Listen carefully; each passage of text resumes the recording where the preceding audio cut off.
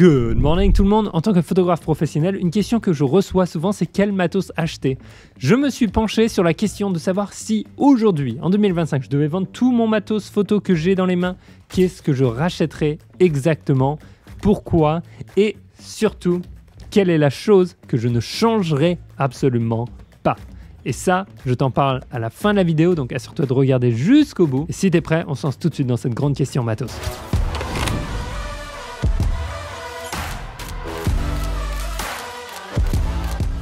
Allez hop, bienvenue dans cette vidéo spéciale. Je suis en plein voyage en Thaïlande et on va découper cette vidéo en 3 parties, voire même 4. La première, ça va être quel matos c'est ce que j'utilise en ce moment, qu'est-ce que j'ai dans mes sacs. On va passer dessus très rapidement parce que tu vas voir, ça va informer la décision de savoir si je devais tout revendre, qu'est-ce que je rachèterais. Ensuite, donc en deuxième partie, les objectifs dans lesquels j'investirais à la place de ceux que j'ai aujourd'hui. Troisième partie, l'appareil que j'achèterais. Et dernière partie, ce que je ne changerai absolument pas. Donc si tu es prêt, tout de suite. Première partie, alors j'ai avec moi un sac d'une vingtaine de litres, un Wonder qu'on m'avait offert qui est assez sympa en voyage, honnêtement. Bon, il est un peu lourd à vide pour moi, mais à l'intérieur, j'ai mon 70-200 f2.8, un objectif incroyable qui te permet vraiment de faire des prises de vue serrées dans plein de circonstances, lumière basse, pas lumière basse, que ce soit sport ou pas. J'ai la version GM2 de Sony, donc elle est assez légère, mais malgré tout, une fois qu'elle est dans le compartiment, j'ai plus vraiment la place pour mettre grand chose. Donc je mets l'appareil avec le 24-70, le 70-200 dedans, et après tout est ric-rac. Il faut que j'utilise un autre compartiment pour mettre des choses. Je voyage aussi avec mon sac à dos préféré, le Athlete de Atlas Pack, qui me permet vraiment de tout mettre dedans.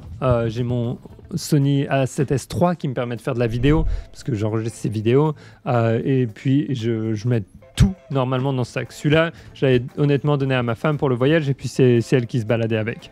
Mais finalement, je l'utilise pour le tous les jours. J'ai aussi un 24 mm f1.4, un objectif fixe que j'adore, que j'apprécie énormément au cours des années, qui me permet de faire de la vidéo et de la photo. Mais bon, aujourd'hui, on va parler que photo, d'accord? C'est-à-dire si j'étais en mode que photographe. Et dernier objectif que j'ai avec moi, c'est le 16-35 f2.8 GM2, qui est là, qui est utilisé en ce moment même pour la vidéo. C'est un objectif aussi que j'adore, avec lequel j'ai beaucoup shooté au cours des années. Et mon cœur balance un petit peu sur est-ce que je le rachèterai ou pas. Maintenant qu'on a parlé un petit peu de ce que j'ai, la deuxième partie, ça va être quel objectif est-ce que j'achèterai. Alors pour ça, les premières choses à savoir, c'est que je ne rachèterai pas ces objectifs. Le 24-70, le 16-35 et le 70-200, je probablement les laisserai si je voulais être en mode léger, compact et dynamique. Alors, un 24-70 f2.8 de nos jours, même si c'est petit, je suis désolé, t'es pas super discret dans la rue. D'accord. Le 16-35, ça va un peu mieux, mais le 70-200, en plus, il est blanc, enfin, on te voit à 10 km. L'avantage, c'est que tu peux être à 10 km, mais tu vois ce que je veux dire, c'est que tu auras une expérience de prise de vue et de regard sur toi un peu différente. C'est pas toujours une mauvaise chose, mais il y a des endroits où j'ai vraiment pas envie d'être en interaction ou d'interrompre un petit peu la vie des gens. Donc, mon premier objectif que j'achèterais si je recommencerais de zéro, ce serait le Sony 24-50 mm f2.8. C'est un petit objectif léger qui, franchement, est une vraie petite bête. Alors, il va pas être aussi peut-être bon en distorsion et en autre chose que le 24-70 f2.8, mais pour moi, le compromis taille et poids est vraiment essentiel. Ça me permet d'avoir quelque chose de petit, de compact, avec lequel je peux me balader un peu partout, de le mettre dans le sac sans que ça prenne trop de place. Et franchement, je trouve que ça, c'est carrément plus important de nos jours que d'avoir l'objectif grandiose, le top du top du top du top. Pour moi, c'est vraiment... Et c'est quelque chose qui a changé, tu vois, au cours des années. Ça change vraiment. Donc ce 24-50 mm, j'ai pu jouer avec pas mal et je l'adore. Pourquoi est-ce que je ne l'ai pas acheté? Parce que j'ai mon matos et que honnêtement, j'aime pas acheter et vendre du matos en permanence. J'aime bien garder un petit peu ce que j'ai aussi longtemps que possible. Mais si je recommence de zéro, 24-50 f2.8, d'accord? Le 24-50 fait à peu près la taille de mon 24 mm f1.4, ce qui est assez incroyable. C'est un petit objectif et franchement, il est versatile, il passe partout. C'est un peu comme un 24-70 et si tu fais un recadrage après, tu peux arriver à ton 70 mm sans problème. Donc voilà, 24-50 f2.8, premier objectif que je mettrai dans mon sac. Avant que je passe au deuxième objectif, si tu ne me connais pas, mon nom est Pierre Telembert, je suis un photographe d'aventure et de voyage et le créateur de la méthode de 30 jours pour des photos pro, une méthode pas à pas pour faire passer ta photographie au niveau supérieur. Le but est de transformer la vision que tu as du monde autour de toi afin que tu puisses ressortir des photos que tu aimes avec des histoires impactantes où que tu sois et quel que soit le matos que tu utilises. Il y a un petit lien dans la description si tu veux rejoindre la prochaine session ou si tu veux en apprendre plus. Je partage aussi sur cette chaîne YouTube des tutoriels et des aventures photographiques, donc assure-toi de t'abonner et laisse un petit pouce à cette vidéo si elle te plaît et dis-moi dans les commentaires un petit peu qu'est-ce que tu penses de mes choix de matos aussi. Deuxième objectif, pour moi, ce serait un objectif grand angle. Alors, puisque du coup, je me retrouve entre 24 et 50 mm, ben, j'aime bien quand même être autour de 16 mm. Donc, du coup, je devrais choisir entre 14, 16 ou 20 mm. Alors, 16 mm, c'est pas confirmé, c'est une rumeur qui dirait que ça devrait sortir d'ici quelques temps. Mais si effectivement il y a un 16 mm f1.8, je pense que c'est quelque chose que je prendrais. 20 mm f1.8, j'adore, je l'ai, c'est un objectif qui est simple, petit, compact, et qui me permet aussi de faire de la vidéo, qui permet d'avoir cet aspect grand angle. Mais comme j'ai un 24-50 mm dans mon sac, là, dans ce setup idéal, eh ben, j'irai un petit peu plus large. J'irai presque jusqu'à 14 mm. Le seul problème du 14 mm, c'est que tu peux pas mettre de filtre dessus, mais ça reste un objectif incroyable, surtout pour la photographie de nuit. Donc, s'il y a un 16 mm qui sort, il y a un 16 mm de Viltrox qui existe déjà, mais il est un peu gros à mon goût pour ce setup. Je prendrai ce Sony 16 mm, on verra si les rumeurs se confirment ou pas. Sinon, ce serait 14 mm ou vraiment un 20 mm. Voilà, un petit peu pour le deuxième objectif. Et le troisième objectif que je prendrais, c'est un objectif qui me permettrait d'aller plus loin, de faire des portraits plus serrés et potentiellement de la macro. Ce ne serait pas le 70-200 f4 macro. Non, non, non, c'est pas celui-là parce que même s'il est plus compact, je trouve qu'il est assez encombrant. Ce serait plutôt soit un 85 mm f1.8, qui est un objectif que j'aime beaucoup en fait, qui est pas trop cher, donc 85 mm 1.8, ou un 90 mm macro que j'utiliserai aussi de la même manière que j'utilise le 85 mm. Voilà, ça dépendrait vraiment de savoir si je fais de la macro ou pas. J'espère que un jour, Sony arrive à faire un 100 mm ou 130 mm ultra compact, peut-être f1.8 ou f2 ou f2.8. Ce serait vraiment l'idéal. Mais pour l'instant, un 85 ou 90 mm, ça me suffirait. J'ai fait pas mal de voyages où j'avais que ce 85 mm f1.8. J'avais pas mon 70-200 et franchement, ça passait bien. Alors oui, le 70-200, c'est bien de temps en temps. Mais franchement, si je devais avoir mon petit setup de 3 objectifs incroyables pour aller partout et tout faire, ce seraient les 3 objectifs que je choisirais. D'accord? La question, 50 mm fixe? Non, parce que ce serait redondant pour moi avec le f2.8. Je ne verrais pas énormément d'avantages. Je pense que j'utiliserais plutôt ce f2.8, même dans des conditions de lumière basse.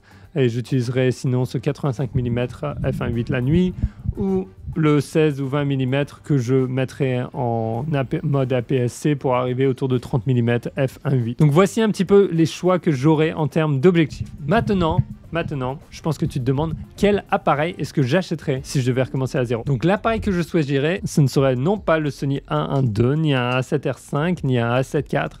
Ce serait simplement un A7C2 ou un A7CR. Je te mets un petit screenshot avec les détails, les caractéristiques des deux appareils, le prix, comme ça tu peux voir un petit peu la comparaison. Mais ce qu'il faut retenir vraiment, c'est que pour moi, ces deux appareils, ils sont petits, compacts et me permettent de faire quasiment tout ce que je fais avec mon gros appareil. Alors, pas tout. Le Sony A1 permet de faire tout ce que les autres appareils permettent de faire. Mais regarde, si tu as un Sony A7C2 ou A7CR, tu te retrouves avec l'autofocus IA, d'accord, qui est une très très bonne détection des sujets. Tu as une résolution qui est largement suffisante de mémoire sur le A7C2, tu es à 33 mégapixels. Sur le A7CR, tu es à 62 mégapixels, ce qui est énorme. C'est-à-dire que je peux venir faire des recadrages à l'intérieur de mes images sans aucun problème. C'est-à-dire que je suis sur un 24-50, je peux aller en recadrer jusqu'à 85 mm sans souci. Avec le A7C2, je vais peut-être un petit peu plus jongler là-dessus. On va avoir des rafales qui vont être un petit peu différentes, mais honnêtement, la plupart du temps, les rafales du A7CR me suffisent largement en fait pour ce que je fais. Oui, c'est bien d'avoir 30 images par seconde en RAW, etc., d'avoir du pre-focus, d'avoir du pre-shoot sur le A1, 2, mais j'en ai pas besoin pour la photographie de voyage, pour la photographie de rue, pour tous ces moments importants. Même si je faisais un petit peu d'événementiel, je n'en aurais pas besoin, honnêtement. D'accord? Par contre, si je faisais de l'animalier, ou du sport extrême ou des événements comme ça, des événements sportifs, oui, j'irai sur ces appareils, mais sinon, dans mes cas principaux qui sont le voyage, la photographie de rue, les portraits, le paysage, eh ben, ces appareils me suffiraient largement. Ils sont petits, compacts, ils prennent pas de place et je trouve ça génial de garder ça dans son sac. D'accord. Et en plus, ils ont des capacités vidéo qui sont bonnes, donc il n'y a pas vraiment de frustration à avoir de ce côté-là. Maintenant, la seule chose que je regretterais sur ces appareils, ce serait le petit viseur. D'accord. Le viseur électronique est tout petit. Et je pense que je regretterais d'avoir mon gros viseur du A1 ou même d'un A7R5 qui est vraiment agréable. Mais voilà, tout est compromis dans la vie. Il faut savoir si on veut un plus petit appareil avec un plus petit viseur ou un plus gros appareil avec un plus gros viseur, sachant que tout a un avantage et un inconvénient. Maintenant, je t'ai promis que je te parlerai de la chose que je ne changerai absolument pas dans mon matos photo. Et cette chose-là, c'est simple, c'est efficace. Il s'agit... Allez hop, je te le montre. Cet outil n'est autre que ma petite plaque qui est sous mon appareil avec les deux petits, comment on appelle ça, les deux petites encres que je viens accrocher sur la bretelle de mon sac à dos. Et oui, c'est génial, c'est un clip qui me permet d'accrocher mon appareil photo sur le côté et les deux petites encres que tu vois rouges me permettent d'accrocher une sangle Peak Design. Je te mets les descriptions dans la description, tout le matos, etc.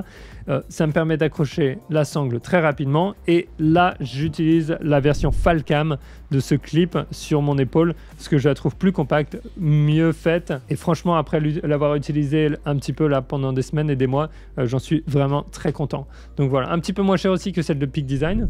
Bref, c'est pas la fin du monde, mais je trouve que c'est mieux fait et je tiens à le noter.